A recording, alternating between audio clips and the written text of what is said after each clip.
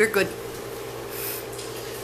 The exodus from Egypt and the receiving of the law marked the beginning of the nation of Israel. Abraham's descendants had lived in Egypt for many generations. And over time, they became quite familiar with the religious views of the Egyptians. Perhaps this is why the first two commandments was instructions that God's people were not to worship the gods of Egypt or the way that Egypt worshiped. Egypt believed in many gods, but Israel was to serve the one true God. They were not permitted to make idols. They were not permitted to worship the different gods of Egypt. If you remember the 10 plagues that God had sent in Egypt while delivering the people of Israel, each plague represented the destruction or the defeat of one of the many gods that Egypt served. They served the Nile, so God turned it to blood. They served Beelzebub, the lord of the flies, so he sent blood-sucking flies. Each one represented one of the gods. I have preached on that in the past. I don't have my notes for that at this time, but everyone represented a different God. And God had instructed these people that they were not to worship as the Egyptians did. But think about it. They were in this land of Egypt for around 400 years.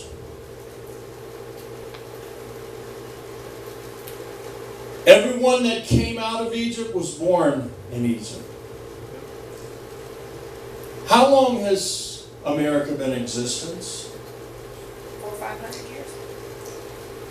The country, the United States, has only been in existence a little over, 242 years. We've been in America since the 1600s. Okay.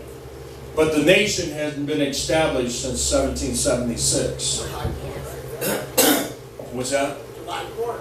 Yes, July 4th will be 242 years, correct? If I'm counting right. How many of you are originally from here? Baby, don't raise your hand because you're the only one. I guess it's a trick question. No, we were all born here. We're originally from here. But I'm talking about our forefathers. None of us are originally from this land. No. With the exception of Bibi and her family. Right. American natives. The point I'm trying to make is if you were to be asked what you are, you would all say Americans. Because I was born and raised here. Though my ancestors came from Ireland. Probably other ancestors came from England. I'm not sure where the rest of them came from. I'm like Brother Gary used to say, I'm Heinz 57. I'm a little bit of everything. That's right. Amen. But yet, because we were born here, we consider ourselves Americans because that's all we know. The customs of America, on the 4th of July, we celebrate independence. We celebrate Thanksgiving. We celebrate Christmas.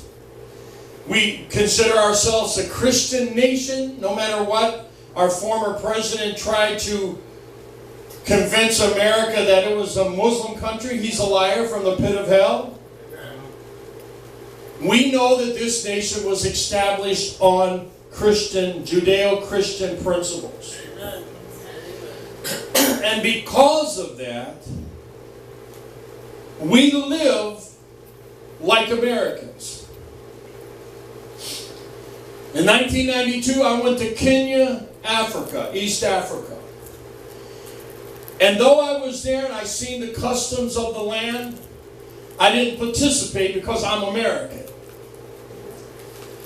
And whenever we as Americans go to a foreign land, we're there as visitors. It's not our home. But the Israelites had been in Egypt for nearly 400 years. They understood the customs, even though they were distinctly Israelite and they attempted to worship God. The Egyptian influence touched their lives. If you remember when they came out and Moses went to the mountain, Moses was there 40 days and 40 nights experiencing the glory of God so that he can come back and minister that glory to the people of God. But yet they began to become concerned because they hadn't heard from him for so long. They assumed that he was dead. And the first thing they did is build a golden calf. Yeah, gold to gold. And I love when Aaron was confronted by Moses what he said. He said, I threw in the gold and out came a calf. Poof. I didn't have anything to do with this, Moses. Oh. But when Moses came back, he not only seen them worshiping a golden calf, he heard the sound, and I believe Joshua said, what is that sound? It sounds it's the sound of war. And Moses said, that's not the sound of war. My people have sinned.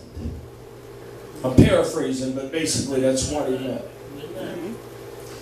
Moses, being in the glory of God, knew instinctively with the word of knowledge that the people were not engaged in a battle, but they were engaged in the false worship of pagan idols. Excuse me. And when he went there, they were in an orgy of worship. You look at me with a strange look. Pagan worship usually involves, I was looking for the word, involves sexual activity. So these people of God who had just come out of Egypt, God was trying to establish them in the worship of the true living God, were engaged in sexual perversion as a way of worshiping their false gods. So think about these people who were God's people, but they were engulfed in an environment of wickedness for 400 years. That's all they knew.